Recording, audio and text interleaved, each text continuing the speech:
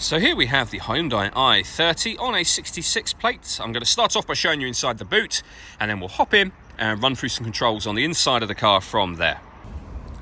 So we approach the back of the car. You can see we've got a 60/40 split folding rear seat so that you can increase this already decent sized boot further should you wish to. Okay, now that we're inside the car, we're going to start with the dials. On the left-hand side, we have the rev counter. We have the speedometer over on the right-hand side.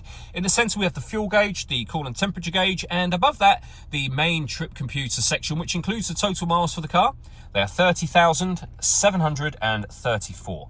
The information displayed below that can be changed by using buttons on the steering wheel, and the buttons in question are just here. Just above that, you can change the intensity of the steering, so you can change it from comfort to normal or sport as well. We then have cruise control and speed limiter over that side, and on the left hand side we have stereo and phone controls. Over in the centre is where you'll find the stereo itself. So main volume for the stereo is just here. We're on the radio menu at the moment. You can see that we have got FM, AM as well, and every push of the button will take you back around in a circle.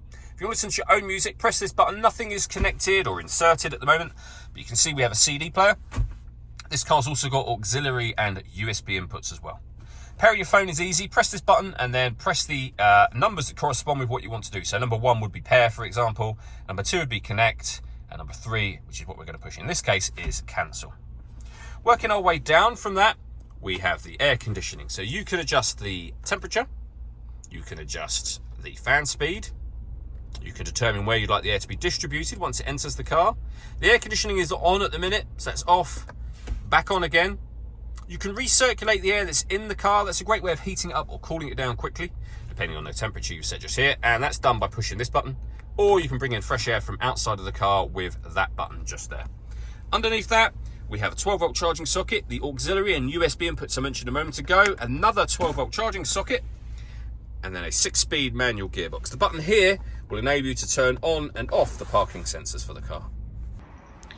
All that leaves me to say is thank you for taking the time to watch this video. If you'd like to come and see the car in person and have a test drive, please feel free to call either of our MJA sites. We'd love to hear from you soon.